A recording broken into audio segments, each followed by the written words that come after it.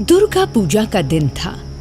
एक जटाधारी तांत्रिक अपनी गुफा में नवरात्रि में तंत्र सिद्धि कर रहा था कि तभी उसके पास एक चुड़ैल उड़ती हुई पहुंची। ये तंत्र सिद्धि तू क्यों कर रहा है तांत्रिक? इस धरती पर अपना साम्राज्य चलाऊंगा, मेरी हुकूमत होगी और इंसान तो मेरे गुलाम बन के रहेंगे इस तंत्र सिद्धि के बाद, देख लेना तुम। ये तो बड़ा ही अच्छा विचार है। फिर तो इस दुर्गा पूजा में तंत्र सिद्धि करके हम दोनों के दोनों मिलकर इंसानों की ये बस्ती ही मिटा डालेंगे। बड़ा मजा आएगा। हम अघोरी तांत्रिक हैं और माता रानी की सिद्धियां प्राप्त करके इस दुनिया में सबसे शक्तिशाली बनना चाहते हैं, लेकिन इसके लिए हमें 10 बच्चों की बलि चढ़ानी पड़ेगी। बच्चे? अरे ये तो मेरे बाएं हाथ का खेल है। बच्चे तो मैं तुम्हें यूं चुटकियों में ला दूंगी, लेकिन उसके बदले में मुझे क्या मिलेगा? सुकून मिलेगा तुम्हें, क्योंकि तुम दुनिया के सबसे ताकतवर इंसान यानी कि हमारे साथ रहोगी, राज रानी की तरह राज करोगी। फिर तो मुझे मंजूर है तांत्रिक बाबा। और छटपटाते नन्हे नन्हे बच्चों को देखकर मुझे बहुत आनंद आता है। हाय, मेरे तो मुंह में पानी भर आता है। ऐसा कहकर वो चुड़ैल वहां से उड़ गई और सुजानपुर गांव में नन्हे नन्हे बच्चों की तलाश करने लगी। गांव में पहुंचते ही उसे 2 बच्चे खेलते दिखाई दिए। उसने दोनों के बाल पकड़े और ले चली उन्हें हवा में उड़ाकर। गांव वाले गांव के बच्चों को यूं उड़ जाता देखकर बड़ा बेसहारा और मजबूर महसूस कर रहे थे। वो चाहकर भी गांव के बच्चों को बचाने में नाकामयाब हो रही थी। उधर चुड़ैल उन दोनों बच्चों को उड़ाकर सीधे उस शैतान तांत्रिक की गुफा में पहुंची।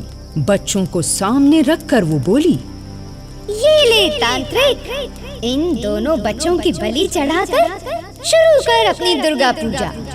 नन्हे मुन्ने बच्चों को देखकर तांत्रिक बड़ा खुश हुआ कि उसे पूजा करने के लिए बलि का सामान मिल गया।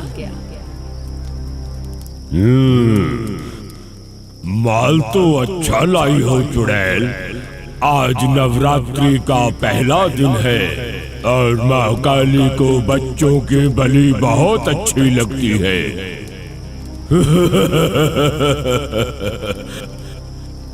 इन बच्चों की बलि चढ़ाकर माँ काली को खुश करके मैं इस दुनिया पर राज करूंगा और दुनिया वालों को अपनी उंगली के इशारे पर नचाऊंगा। देखते ही देखते मासूम से बच्चे माँ काली की भेंट चढ़ गए। अगले दिन फिर वही चुड़ैल 2 और बच्चों की तलाश में सुजानपुर गांव की तरफ गई। उधर स्कूल से आती हुई 2 बच्चियां रितु और मीतू उसे दिखी। उन दोनों बच्चियों को उसने बालों से पकड़ा और ले गई उड़ाकर शैतान तांत्रिक की गुफा में। ये लो तांत्रिक, आज फिर से ताजा माल लाई हूँ तुम्हारे लिए। बस चुड़ैल बस, सिर्फ 7 दिन और। आज नवरात्रों का दूसरा दिन है। बस और 7 दिन तक यूं ही मेरे पास बच्चे लाती रहना और देखना कैसे रातों रात हम दुनिया पर राज करते हैं। ऐसा कहकर उस तांत्रिक ने दोनों बच्चियों को तहखाने में बंद कर दिया। लेकिन उधर गांव में दोनों बच्चियों के माता पिता बुरी तरह से चिंतित दुर्गा माँ की मूर्ति के आगे बच्चियों की सलामती की गुहार लगा रहे थे। अपनी औलाद को खोने से ज्यादा दुख और कोई नहीं होता। इसलिए वो जल्द से जल्द अपनी बेटियों को वापस पाना चाहते थे। देवी माँ में श्रद्धा होने के कारण अचानक देवी माँ के हाथ का फूल जाकर उनके माता पिता के हाथ में गिरा। पुजारी जी फौरन बोले, बेटी, तुम्हारे हाथ में देवी माँ के हाथ का फूल गिरा है। इसका अर्थ है कि माँ ने तुम्हारी फरियाद सुन ली। तुम तो इन बच्चियों की माँ हो, लेकिन वो देवी माँ तो दुनिया वालों की माँ है। और ऐसा तो किसी किसी के साथ ही होता है। जिस पर माता रानी खुश होती है ना, उसे माता रानी के हाथ का फूल नसीब होता है। ये तुम्हें संकेत है बेटी कि तुम्हारी बच्चियां सही सलामत तुम्हें मिल जाएंगी। उधर दूसरी ओर चुड़ैल अगले दिन की बलि चढ़ाने के लिए फिर 2 नन्हे मुन्ने बच्चों की तलाश में सुजानपुर पहुंची। उस चुड़ैल को अपने गांव में देखकर रितु और मीतू के माता पिता समझ गए इसी चुड़ैल ने उनकी बच्चियों को ले जाकर कहीं छिपा दिया है। उन्होंने फौरन वो माता रानी का फूल चुड़ैल के ऊपर दे मारा, जिससे चुड़ैल चिल्ला चिल्लाकर वहीं धरती पर बेहोश हो गई। बेहोश चुड़ैल को देखकर सभी गांव वालों ने रस्सियों से उसे बांध दिया और फिर उसके ऊपर पानी छिड़क कर पूछा, बता, कहाँ छिपा कर रखा है हमारी बच्चियों को, वरना हम सारे गांव वाले मिलकर आज तुझे यही खत्म कर देंगे। मैंने कुछ नहीं किया। वो तांत्रिक है ना, वो अघोरी तांत्रिक, उसने तुम्हारी बच्चियों को अपनी गुफा के तहखाने में छिपा कर रखा है। मैं तो बस उसकी बलि के लिए बच्चों को ले जाने का काम करती थी। इसके आगे मैं और कुछ नहीं जानती। अच्छा, तो ले चल उसी तांत्रिक के पास हमें, फौरन अभी के अभी ले चल, ताकि तुम शैतान लोगों की सजा आज ही तय कर डालें। बोल, कहाँ है उसकी गुफा? ठीक है, मैं ले चलती हूँ, लेकिन मेरे हाथ पांव तो खोलो। इसके बाद चुड़ैल उन सभी गांव वालों को उस शैतान तांत्रिक की गुफा तक ले गई। जब रितु और मीतू के माता पिता उसकी गुफा में घुसे तो क्या देखते हैं कि वो तांत्रिक उसकी बच्चियों को बलि चढ़ाने जा रहा है। तांत्रिक के हाथ में इतना बड़ा छुरा देखकर वो सारे गांव वाले दंग रह गए। रितु और मीतू के माता पिता ने फिर से देवी माँ को गुहार लगाई और उस गुहार के नतीजतन वहां मौजूद माँ तारा की मूर्ति में से एक दिव्य ज्योति प्रकट हुई। दिव्य ज्योति में से आवाज आई, तांत्रिक, तू मुझे खुश करने के लिए मेरी ही रूह, मेरी कंजकों को, मेरी ही बच्चियों की बलि देकर मेरी पूजा करके दुनिया में हुकूमत चलाना चाहता है। याद रख तांत्रिक, कुदरत के विपरीत जाने वाला इंसान हमेशा दोषी होता है। तूने नन्हे मुन्ने बच्चों का कत्ल करके मेरा अपमान किया है तूने, जिसकी सजा तुझे अवश्य मिलेगी। ले देख, देख मेरी चमत्कारी शक्ति। अब तुझे धरती पर रहने का अधिकार नहीं है। तेरा जीवन यापन, तेरी शैतानी का फल आज तुझे देती हूँ। और इस तरह से उस शैतान तांत्रिक को मारकर देवी माँ ने तो अपना कर्तव्य निभाया ही, साथ ही अपनी भक्तों का मान भी बढ़ाया। जय माता दी। कोका कोला पीने वाला भूत।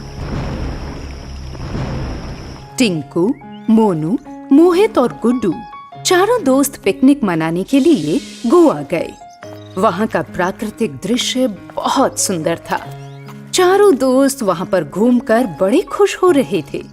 चारों तरफ खुशनुमा नजारे ही नजारे थे। वे चारों चिप्स खाकर कोका कोला पी रहे थे कि तभी सामने सागर की लहरों में से एक डरावने चेहरे वाला भूत आकर उनके सामने खड़ा हो गया। वो बड़ी ही डरावनी हंसी हंस रहा था, जिसे देखकर चारों के चारों दोस्त बुरी तरह डर गए। ये कोका कोला तुम लोग मुझे दे दो। मेरी आत्मा हमेशा ही कोका कोला पीने के लिए तड़पती है। और ध्यान से सुनो, इस कोका कोला में मैं कोका कोला पीने वाले का खून मिलाकर पीता हूँ। बड़ा ही स्वादिष्ट लगता है। और फिर आज तो तुम चारों लोग यहाँ इकट्ठे आए हो। तुम चारों का खून पीने में बड़ा मजा आएगा मुझे।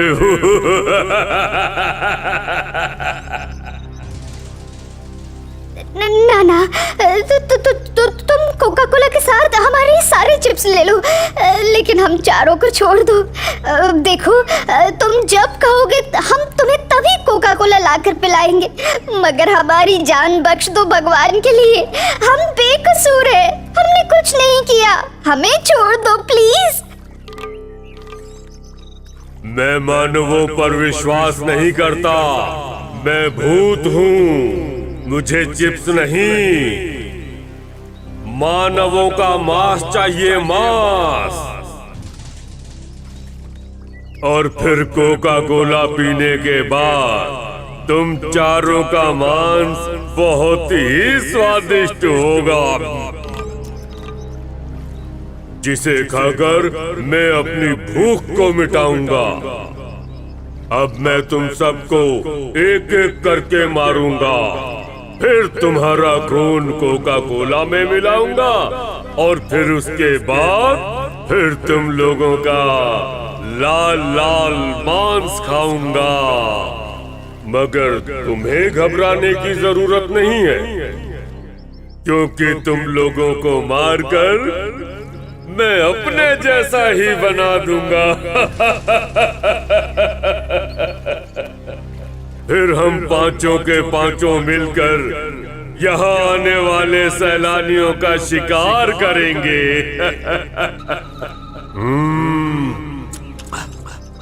बड़ा ही लजीज मांस होगा उनका, तो क्या कहते हो? भूत की बातों को सुनकर चारों दोस्त इधर उधर भागने की कोशिश करने लगे कि तभी भूत ने उन चारों को इकट्ठा ही पकड़ लिया। मेरी नजरों के सामने से ही भागने की कोशिश करते हो? जानते नहीं क्या, जो एक बार मेरे चंगुल में आ जाता है फिर यहाँ से कभी जिंदा नहीं लौटता। बुरी मौत मरता है वो, और भागने की तो जरा भी कोशिश मत करना, क्योंकि जितनी चालाकी करोगे उतना ही तड़पा तड़पा के मारूंगा तुम लोगों को। और इतना कहते ही भूत ने सबसे पहले मोनू को पकड़ लिया। उसने उसका गला दबाया। मोनू की आंखें बाहर आने लगी और देखते ही देखते मोनू तड़प तड़प कर मर गया। भूत ने उसका खून निकालकर कोका कोला में मिलाया और फिर उसका मांस खाकर कहने लगा, बस थोड़ी देर की बात है, थोड़ी सी तकलीफ होगी तुम्हें, बस मैं अपने शिकार को ज्यादा तंग नहीं करता। अब देखो ना, तुम्हारा दोस्त मोनू मरने के बाद बिल्कुल मेरे जैसा हो गया।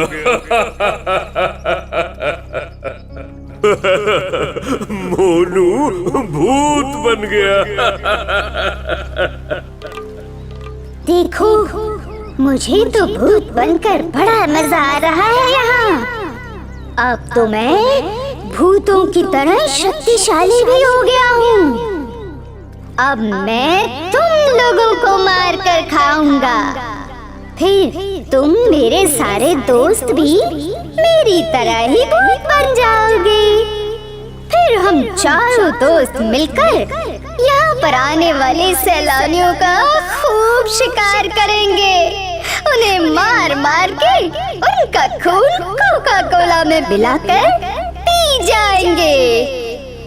उनका मांस भी तो बेहतरीन होगा ना।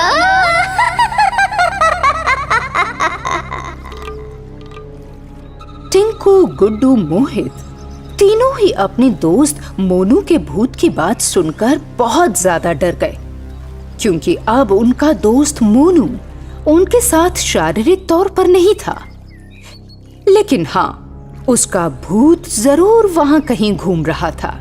कोका कोला पीने वाले भूत के साथ मिलकर अब भूत बना मोनू अपने दोस्त टिंकू, गुड्डू और मोहित तीनों को पकड़कर मार डालते हैं।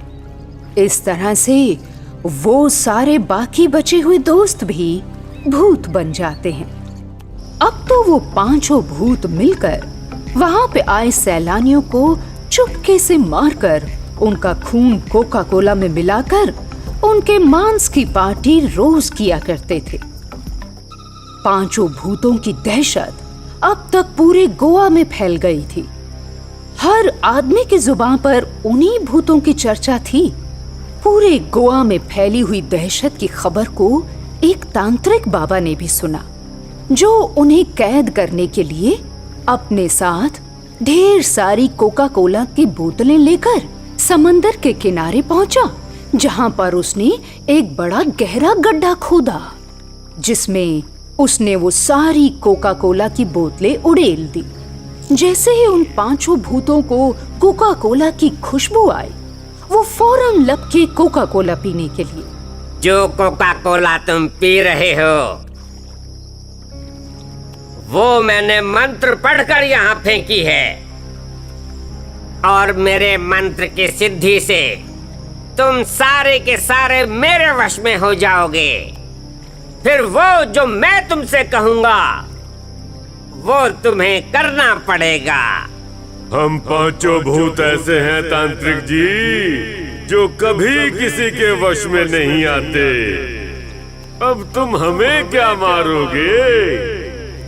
हम पांच हैं और तुम अकेले बुढ़े आदमी। देख लेना, कहीं तुम ही हमारे हाथों न मारे जाओ। अच्छा, तो अब तुम मुझे डराने चला है, जिसने अकेले जंगल में रहकर इतने बरस मंत्र सिद्धि हासिल की है। देख देख, मैं तुझे अपने इस कमंडल में बंद करके यहाँ से दूर ले जाऊंगा जंगल में, ताकि फिर तुम कभी किसी को तंग ना कर सको। ऐसा कहकर तांत्रिक बाबा ने अपनी झोली में से एक मुर्गा निकाला और उसी कोका कोला भरे पानी में फेंक दिया। मुर्गे के छोड़े जाने के बाद तांत्रिक बाबा ने जोर जोर से सिद्धि मंत्र पढ़े, वशीकरण मंत्र पढ़े, और उन मंत्रों की शक्ति से पांचों भूतों की आत्माएं मुर्गे में प्रवेश कर गईं।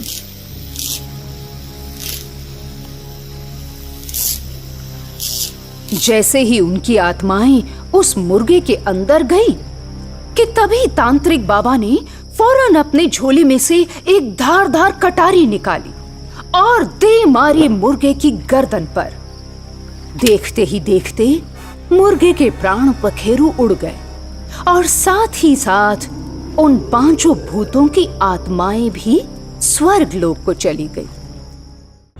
कंप्यूटर वाला भूत। रीना बड़े मजे से बैठकर अपने कंप्यूटर पर भूतों वाली फिल्म देख रही थी।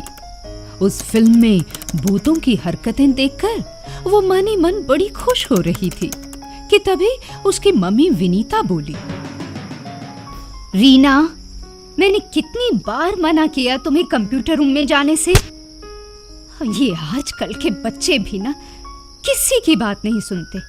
जो काम करने के लिए मना करो वही करते हैं। ओह गॉड, जाने अब क्या होगा। कितनी मुश्किल से मैंने उन तांत्रिक बाबा को बुलाकर इस कंप्यूटर रूम में कंप्यूटर के अंदर भूत को कैद करवाया था। क्या ये सब क्या कह रही हो मम्मी तुम? ठीक ही तो कह रही हूँ। उस कंप्यूटर को तुमने यूज किया रीना। इसी कंप्यूटर के चलते, पता है ना तुम्हें, तुम्हारे पापा की जान चली गई थी। इस कंप्यूटर के भूत ने तुम्हारे डैडी को मारा था। अब तो मुझे इस घर की हर चीज से डर लगने लगा है। मुझे तो लगता है तांत्रिक बाबा को एक बार फिर से बुलाना पड़ेगा तुम्हारे लिए। विनीता की बात सुनते ही बंद कंप्यूटर के स्क्रीन में रोशनी आ गई। वो खुद ब खुद जल पड़ी और उस पर एक भयानक भूत दिखा कि तभी रीना बोली, हाँ, ये तो गजब हो गया। मैंने अभी अभी तो कंप्यूटर को बंद किया था, फिर अपने आप ये ऑन कैसे हो गया? शायद मैं ही इसे स्विच ऑफ करना भूल गई हूँ। हो गया स्विच ऑफ। तुम भूली नहीं हो रीना, वो जो कंप्यूटर का भूत है ना, वो उसमें से निकलकर बात कर रहा है। अब वो हमें दिन रात परेशान करेगा, सिर्फ तुम्हारी एक छोटी सी गलती की वजह से।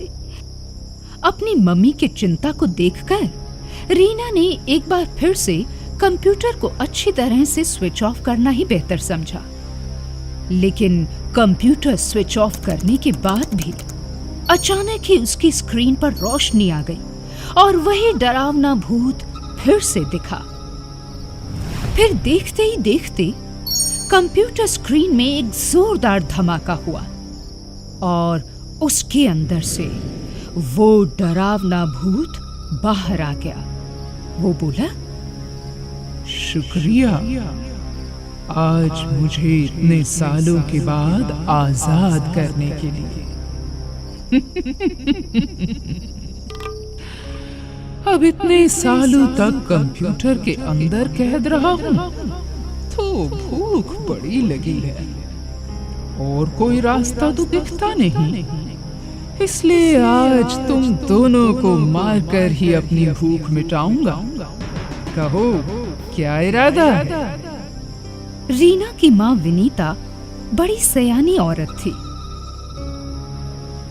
ठीक है, अगर तुम हमें मारना चाहते हो तो बेशक मार देना, मगर जरा ये तो सोचो कि तुम साइज में कितने बड़े हो हमसे।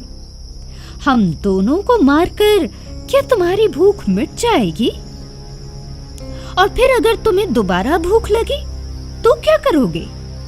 बात तो सही करती हो, तो फिर तुम ही बताओ, कोई ऐसा उपाय है तुम्हारे पास कि जिससे मेरी भूख शांत होती रहे?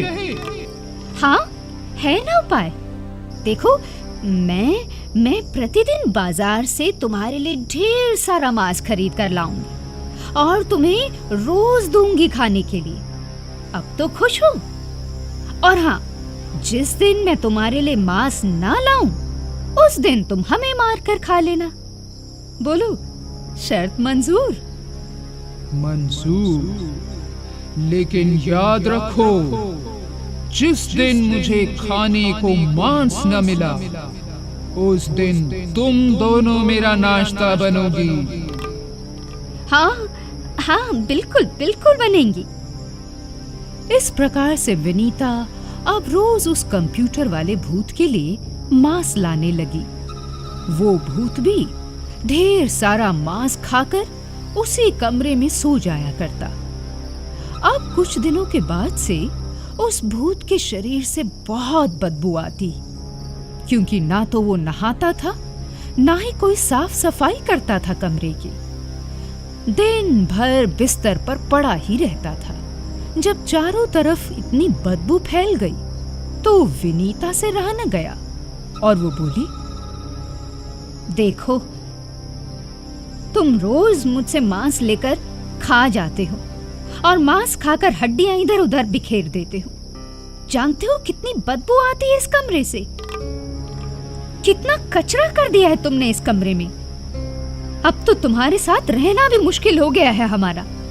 और ऐसा कहकर भूत ने ऊट पटांग हरकतें करनी शुरू कर दी। तो फिर ये घर छोड़कर चली जाओ ना, मैं बाहर से अपना शिकार मार कर ले आया करूंगा, लेकिन खाऊंगा इसी कमरे में बैठकर। कोई दिक्कत? ये नजारा देखकर विनीता फौरन उसी तांत्रिक बाबा के पास पहुंची जिसने एक बार पहले भी इस भूत को काबू करके कंप्यूटर में कैद किया था। उनसे मिलकर उसने घर की सारी बातें बता डाली। तुमने कंप्यूटर वाले भूत को आजाद करके अच्छा नहीं किया विनीता। स्वामी जी, बच्ची से गलती हो गई। अब आप ही हमारी रक्षा कर सकते हैं उस भूत से। रक्षा तो मैं कर दूंगा, मगर वो भूत अब पहले से भी ज्यादा शक्तिशाली हो गया है। अब उसे उस घर से बाहर भेजना या किसी चीज में कैद करना मुश्किल लग रहा है मुझे, क्योंकि वो इतना सारा मांस पहले ही खा चुका है। लेकिन फिर भी विनीता, तुम हमारी पुरानी भक्त हो। हम तुम्हारी मदद करने की हर मुमकिन कोशिश करेंगे। और इस तरह से कहकर तांत्रिक बाबा फौरन विनीता और रीना के घर उनके साथ रवाना हुए। घर पर पहुंचकर वो जोर जोर से मंत्र उच्चारण करने लगे। उनके मंत्र पढ़ते ही भयानक चेहरे वाला वो कंप्यूटर का भूत सामने आ खड़ा हुआ। ओ तांत्रिक, पिछली बार तो तुमने मुझे छल से इस कमरे में कैद कर दिया था, लेकिन अब नहीं कर पाओगे।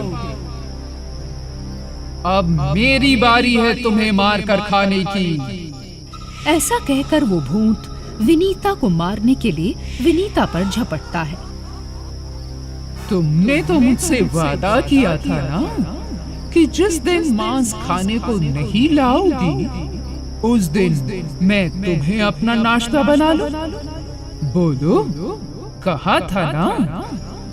तो बस फिर आज तुम्हारा अंतिम दिन है। तैयार हो जाओ मरने के लिए।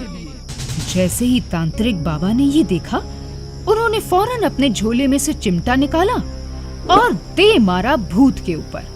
चिमटे की मार से भूत कराहने लगा। वो विनीता को छोड़कर तांत्रिक बाबा को मारने दौड़ा। अब तो कहानी थोड़ा उल्टा मोड़ लेने लगी थी।